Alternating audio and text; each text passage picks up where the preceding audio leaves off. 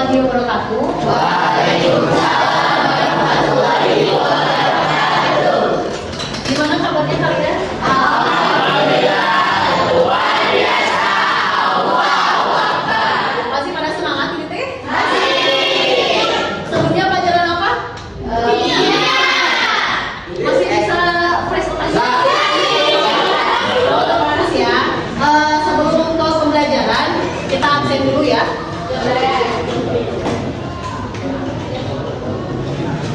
Jadi kali absen jangan lupa buka tangan sama bilang hadir.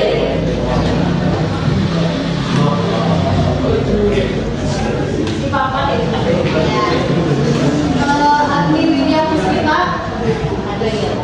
Alfianda Putra, Anggun Rahma Noviasi, Audina Azara, Azka Alfa, Biloki Sati Ajuan, Devana Salsa Nabila, Devi Tiayang Cynthia,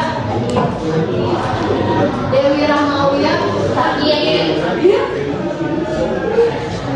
Niki Permana, Dimas Firmansyah, Hadir. Elsa Sapitri, Eriska Rahman Agustin, Febrian Putra Pratama, Halid Firmansyah, Jelita Citra Puspita, Halina Hoirunisa, hadir. Levi Kadalisman,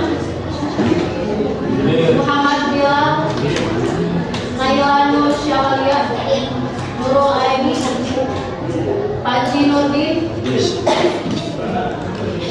Rasya Surya Firdaus, Levi Amelia Rupandi, Ridi Asapri Ardiana,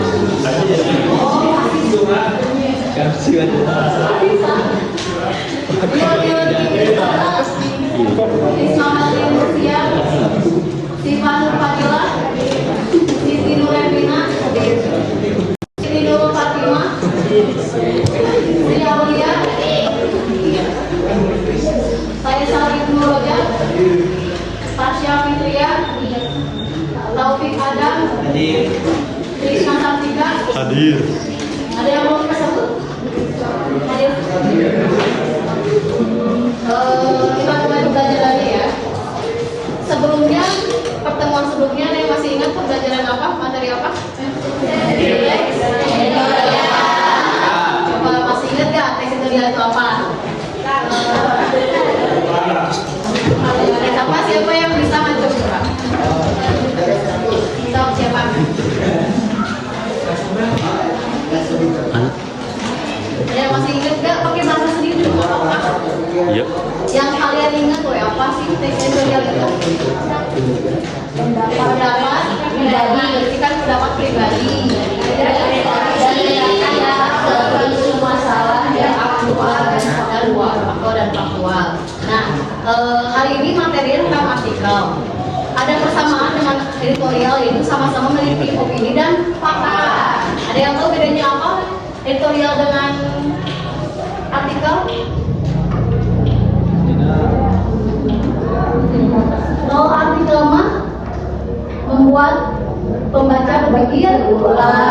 Kalau artikel sama kayak berita, kalau artikel itu sama menyampaikan informasi, terus menambah wawasan dan meyakinkan seseorang atau meyakinkan pendapat seseorang. Nah itu bedanya. Cuma kalau misalnya berita meskipun sama ya untuk menyampaikan informasi, bedanya kalau misalnya untuk artikel itu jangkanya panjang, kalau berita ya udah sementara aja, karena kan kalau misalnya sudah basi ya udah gitu kan, tidak berlaku lagi beritanya gitu. Sedangkan kalau artikel itu jangka waktunya panjang.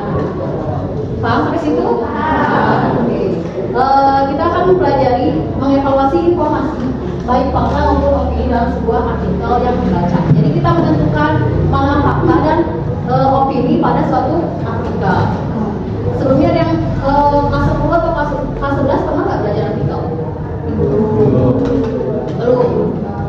Beneran belum nih? Jadi kita bahas sekarang ya.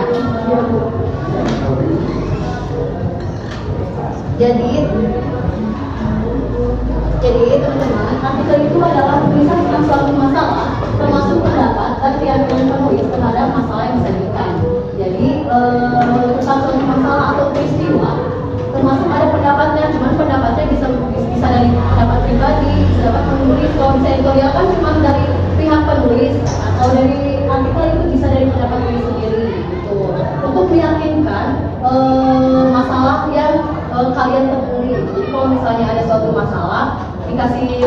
jadi kalian lebih paham lah tentang si masalah itu atau suatu peristiwa itu kan. Nah, sedangkan artikel ini bertujuan untuk meyakinkan, mendidik atau menghibur pembaca.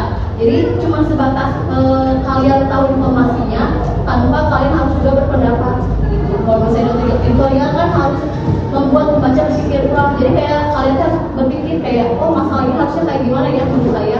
Gitu. Kalau misalnya menurut penulis, oh ternyata gini-gini, oh ternyata langkah pemerintah harus kayak gini. Sedangkan kalau di artikel itu hanya untuk meyakinkan, mendidik dan mengetahui informasi aja. Gitu. Oke, paham sampai sini? Paham. Nah jadi di artikel juga sama ada fakta dan opini. Jadi kalau misalnya kalian mau tahu fakta dan opini harus ditelusuri lah gitu. Apakah ini benar adanya atau tidak atau hanya pendapat seseorang. Paham sampai sini? Dan katanya kan tidak. Lanjut ke pengertian informasi dalam artikel itu yang kalian dapatkan yaitu ada fakta dan opini. Nah, yang pertama fakta. Kalau sebelum ini kalian masih tahu nggak fakta itu apa? Yang kemarin itu apa? Kejadiannya sebenarnya. Terus ada datanya, peristiwa yang terjadi. Kalau opini pendapat dibagi-bagiin. Jadi menurut pengertian yang didapatkan dari sebuah buku dan internet, bahwa fakta itu adalah kenyataan atau peristiwa yang benar-benar ada atau terjadi. Nah, fakta biasanya dapat menjawab pertanyaan apa, siapa, kapan, di mana atau berapa. Jadi kalau misalnya fakta itu apa, misal contohnya yang teks yang apa? Teks yang Maraden itu kan tahu siapa penulis karya Silir itu berarti kan Pak Maraden. Jadi itu fakta benar adanya, ada datanya ada itu. Terus konsep opini itu adalah pendapat atau pikiran atau pendirian seseorang terhadap sesuatu. Opini ini biasanya dapat menjawab pertanyaan bagaimana dan mengapa. Hasilnya di atas kan ada 5 perkembangan biasanya berita dibagi kalau di sini kalau misalnya apa, siapa, kapan, di mana atau berapa itu untuk fakta. Kalau misalnya bagaimana dan mengapa itu untuk opini. Jadi kayak bagaimana kejadiannya, contohnya terjadinya kebakaran dari percikan listrik atau apa itu kan belum tentu adanya kan, belum tentu benar adanya karena belum terbukti, belum diselidiki. Karena kalau berita kan pasti langsung muncul dengan yang aktual dan faktual kan, tapi belum diselidiki lebih lanjut sama pihak kepolisian. Jadi cuma menurut pendapat sekitar saksi orang lain. Nah, di sini ada ciri-ciri fakta. Ada 10 ciri-ciri. Yang pertama, dapat dibuktikan kebenarannya. Ada yang tahu bagaimana dapat dibuktikan kebenarannya? Maksudnya bagaimana? Ada datanya. Terus menurut sumber dari Google atau Google juga yang benar sumbernya kayak misal detik.com, terus Kompas gitu. Jadi harus dibuktikan kebenarannya apakah ini benar atau salah. Kalau misalnya kedua berisikan data-data yang sifatnya kualitatif berupa angka dan kualitatif berupa pernyataan. Jadi yang tadi bersifat data-data itu kayak contohnya COVID-19 itu ada berapa orang yang kena kasusnya, apakah ada 1000 dari jumlah penduduk Indonesia. Terus di kelas ini ada berapa? 35. Di kelas MIPA 4 ada 35 orang, itu kan benar datanya? Itu ada angkanya? Ada. Nah, mempunyai data yang akurat baik waktu, tanggal, tempat, dan peristiwanya. Biasanya fakta itu kalimatnya pasti ada tanggal, terus waktu, tempat. Contohnya di Los Angeles itu terjadi kebakaran pada tanggal 10 Januari misalnya. Itu kan berarti ada tanggalnya, ada kejadiannya di mana, itu berarti fakta. Dikumpulkan dari narasumber yang terpercaya. Maksudnya di sini fakta itu bersumber dari yang terpercaya. Contohnya dari guru, dari ahli forensik, kayak para ahli. Itu kan berarti benar sumber datanya karena benar-benar diteliti, dicari tahu kebenarannya gitu. Jadi kayak menurut para ahli tutorial adalah penting ya. Kan berarti benar adanya gitu. Kalau misalnya menurut saya tutorial itu merupakan pendapat gitu aja, benar adanya kan. Nah, selanjutnya bersifat objektif. Yang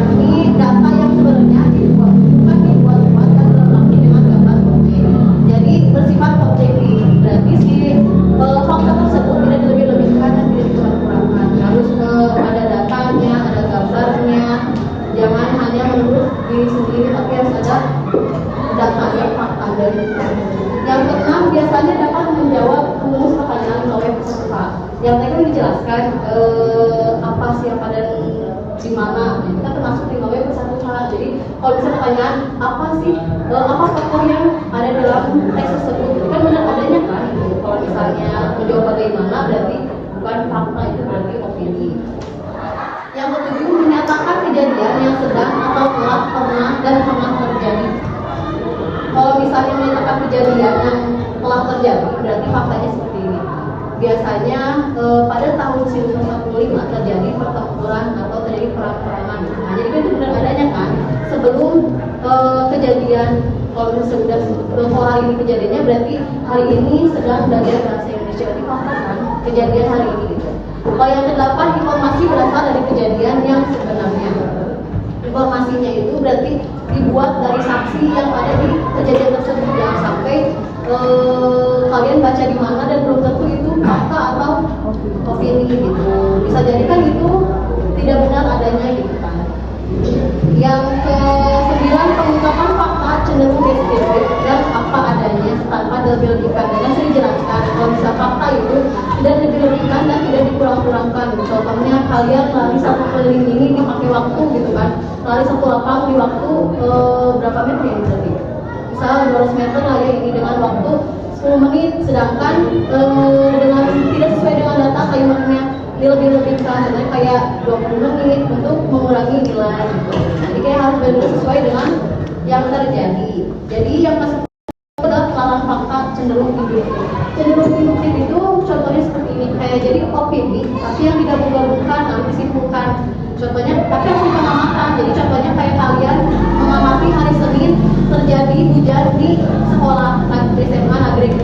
Terus besoknya kalian mengamati lagi hari Selasa terjadinya hujan bukan di SMA Nagreg. Hari Rabunya juga sama, terjadi hujan di Nagreg. Kalian simpulkan seringnya terjadi hujan di SMA Nagreg biasanya pada hari Senin, Selasa, Rabu. Nah itu masuk fakta karena disimpulkan dan benar pengamatannya.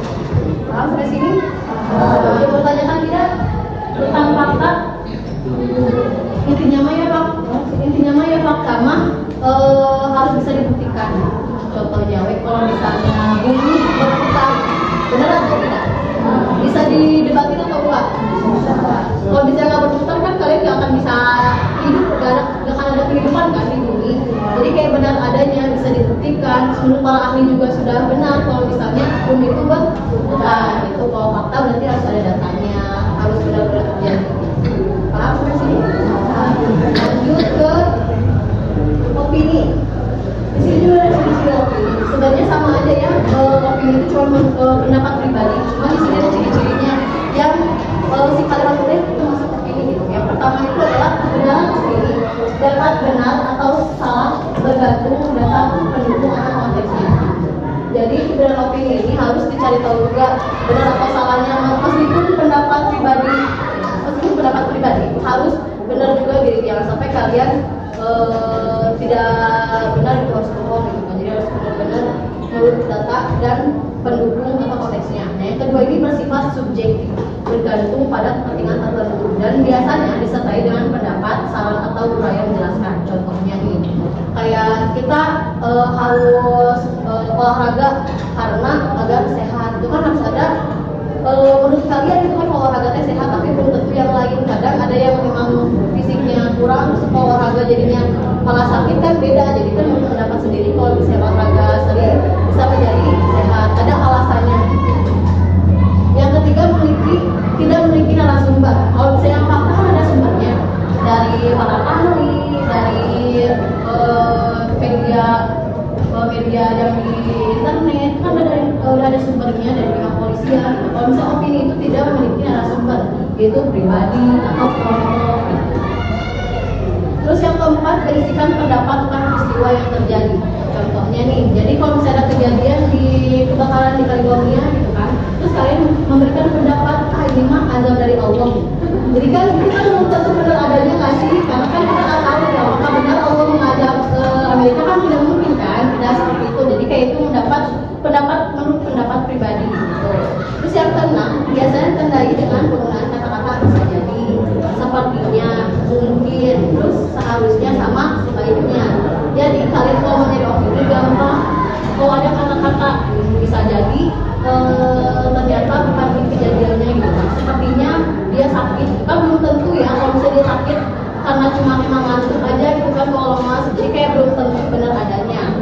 Jadi harus ada kata bisa jadi, sepertinya, mungkin, seharusnya, dan sebaliknya.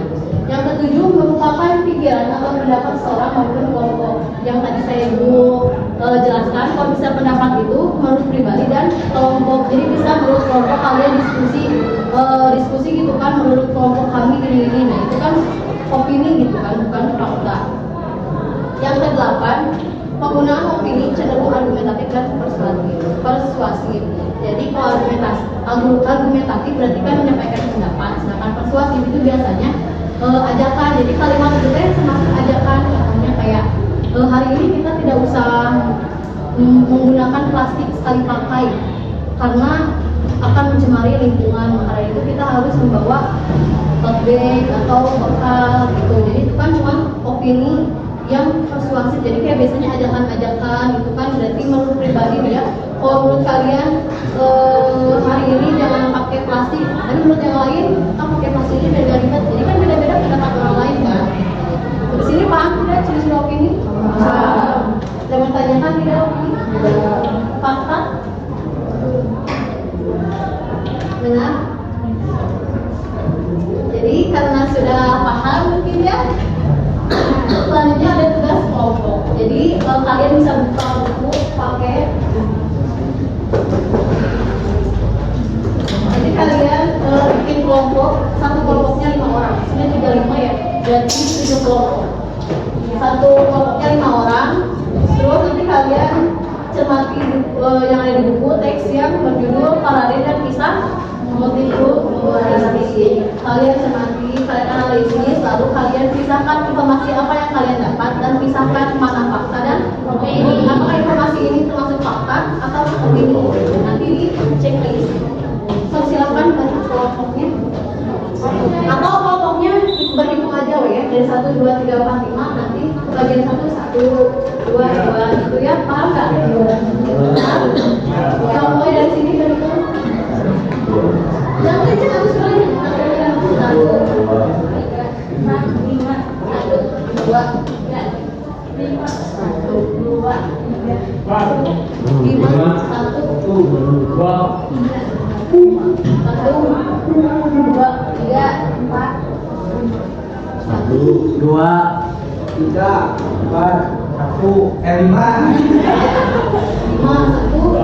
3. Yang 35 nanti masuk ke kelompok 1, 2, 3.